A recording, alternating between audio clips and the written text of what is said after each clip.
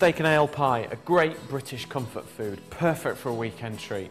This recipe is going to serve 6 people and we're going to use braising steak. Now the best thing about this, it's packed full of flavour and it's really good value for money and it's perfect for slow cooking. Braising steak's available from your Morrisons in-store butcher. He'll cook just the right amount for this recipe. But if you want to use something else, you could use skirt beef as well. You just need to increase the cooking time by 30 minutes.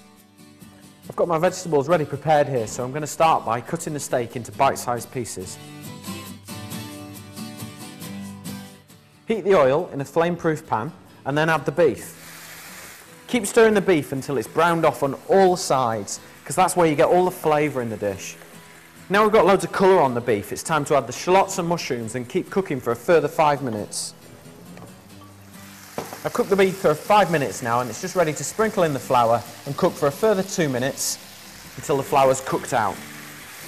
Let's make the stock. I'm using Bombardier ale here today, which goes brilliantly with beef, but Morrisons have got loads of different traditional ales in, so you'll be spoilt for choice. Add the beer to the beef stock, followed by the tomato puree, then add the Worcestershire sauce, and finally the brown sugar. Give that a really good stir up. And then I'm just going to pour that all over the beef.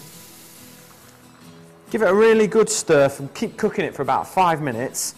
Turn the heat down, pop a lid on it and then let it cook for 1 hour and 15 minutes, but just make sure you pop back and give it a really good stir from time to time.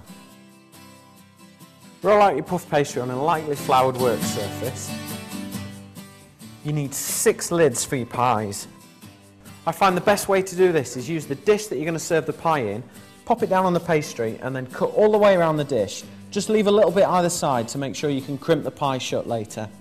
And then just lift it away and then keep repeating that until you've got enough lid. I've divided the mixture into the 6 bowls and then I've taken the trimmings from the puff pastry and I've just lined them around the edge of the bowls. So take a beaten egg and then just brush that around the top and then place the lid on. Press down with your finger and your thumb and then the other finger push that towards the pie and keep working all the way around until you've crimped it shut. If you've any puff pastry left, cut yourself some little leaves, egg wash the top of the pie, cut a couple of holes in the top of the pie to let out the steam while it's cooking.